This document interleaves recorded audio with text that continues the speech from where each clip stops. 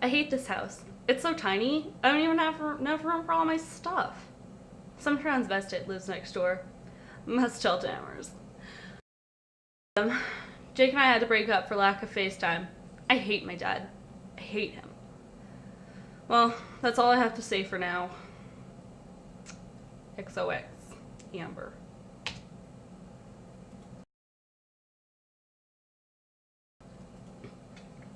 Met the neighbors today. Sort of. The dude who bought the house seemed kind of like a prick. He was more interested in his cell phone than meeting anyone. But the young lady was nice. She seemed angry. I would be too. Her father told me she had to leave behind all of her friends in the house she grew up in. She was cute, from what I could tell. Her face was covered in black makeup. Maybe if I'm careful, I can talk to her at school. An old city bus came whirring and humming down the main street.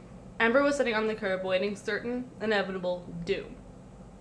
Picking lint off of her leggings, she noticed her iPod was almost out of battery. She'd forgotten to charge it last night. Shit. Bye, Mom, he shouted, hoping Amber didn't hear him. He placed his iPod in his pocket and shoved a piece of dry toast in his mouth. Racing out the door, he could hear the bus coming. Reaching the bus stop, he swallowed hard. Catching his breath, he boarded the bus, right behind Amber. He could smell her. She even smelled pretty. Lost in her scent, he'd forgotten he was on the bus. He needed to look for a seat. He had already followed her to the back of the bus, and there were no seats open besides the one right beside her. God must hate Cameron. He could go to the back. He could go back to the front of the bus, but he would look stupid. He could stand, but he needed the scent of her to flood his nostrils. How stalkery he had just sounded. He plopped down beside her and awkwardly positioned himself with his back towards her. Amber pulled off her sunglasses and placed them on her top of her head. She glanced at the purple figure next to her. Oh my God. He follows her. Super. Fantastic. Peachy. She looked down at her iPod screen, which suddenly went black. She could hear the girly man's music. She rolled her eyes and tapped him on the back. He felt her touch like electric shocks running through his body, awakening every muscle in his body, leaving him with the tingling sensation in his fingers. He turned towards her, preparing to get yelled at. He took a deep breath in and took out his left headphone. Yes? He said quietly and mousy. He could feel his voice trembling. Amber rolled her eyes and took the headphone out of his hand and placed it into her ear.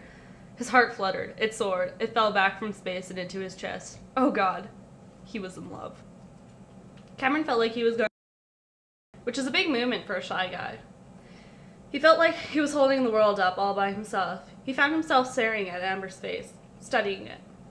When he turned her face towards him, "I'm Cameron," he whispered. "I don't care," she snarled. He noted the way her nose wrinkled up in an angelic way, her upper lip raised slightly, like she was growling at him.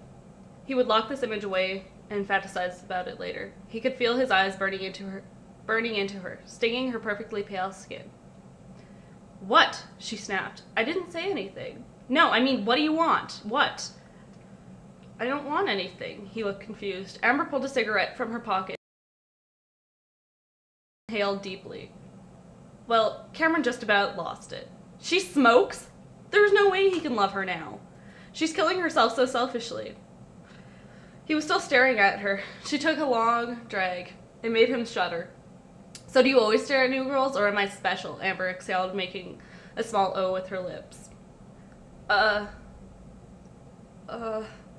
He couldn't just tell her that he loved her, because that was creepy. He couldn't just tell her she was beautiful. He wasn't ready yet. He just met her. The bus hummed and to a stop. He was saved by the school. Long drag and flicked a paw out the window. Cameron could tell about how that could start a fire, or how she was littering, or how smoking could give you various cancers, but her smell was leaving, so he had to follow it. Amber closed her eyes and stepped off the bus, longing to go home, craving the comfort of her friends, of her old scenery. She didn't want any of this. She'd hoped the school would blow up just before she stepped inside. But it didn't. She heard the familiar sound of an acoustic guitar being played close by. She followed the sound, unaware that Cameron was still following her around like a droopy-eyed pup. The sound grew louder and louder until she found a shaggy-haired boy strumming away. He was kind of cute, actually. She would make him her friend, maybe then her boyfriend. She didn't know yet. Amber approached him and seated herself beside him. Cameron stayed at a distance and pretended to read, but really he was listening to and hanging off of Amber's every word. "Hi, I'm Amber. I'm new here," she said sweetly. Cameron wondered why she did not talk to him like this. "Hey," the boy stuck out his hand. "I'm Robert. Welcome to Gloucester. Population 1,000. He smiled kindly. Amber was staring at his lips, thin with 2 little metal rings hanging off of each end. He was handsome. Cameron felt so angry. How could it be she likes Robert and not him? Cameron could play guitar if he wanted to. Cameron had lip rings. Cameron had shaggy hair. Why not Cameron? He could feel the anger swelling up inside of him. He took one last breath of Amber's scent before blocking out her voice and leaving for his first class. Amber looked at her schedule for the first time in 2 months and she got it. Science first period. Yeah, right. Like that was gonna happen. They could suck her desire for smoke. She waved to Robert and headed for the main entrance of the school. Digging her paws out of her pocket, she flicked her lighter to find that it was out of lighter fluid. The doors closed behind her. Well, she was not going to science class. She sat on a nearby bike rack to dig through her bag for another lighter that she may have thrown in before the move. Cameron was reminded upon entering a class of unfamiliar students that he did not have first period class today. He awkwardly sidestepped his way out of class, turning beet red. He promptly looked for an exit and found himself smelling Amber's sweet smell again. The smell of stale beer, cheap cigarettes, and something expensive in French.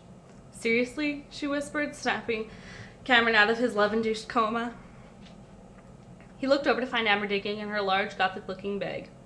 She could feel someone looking at her, but she didn't care. Then she felt it. Her skin rippled with goosebumps. Rain fell onto her bare, pale skin. It was cold, hard rain. She looked up to find the girly man staring at her, yet again. Cameron swallowed hard. She'd caught him again. He looked around, searching for an excuse. Maybe someone left one on the ground for him. Nope.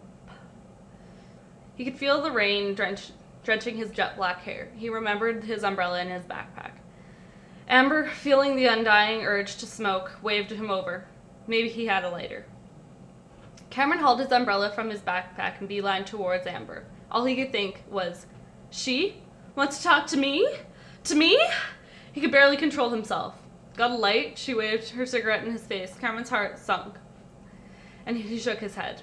"No. Do you want to stand under my umbrella?" He looked at her stunning green eyes, but empty. "No. What do I look like? A wuss? Piss off, Carl." "No. It's Carter, right?" He sighed. "It doesn't matter."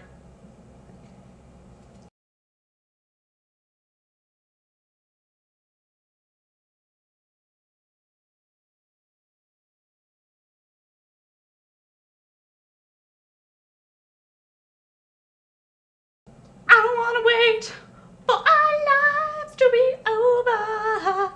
Yeah, I'm aware I can't sing, but I do it anyways.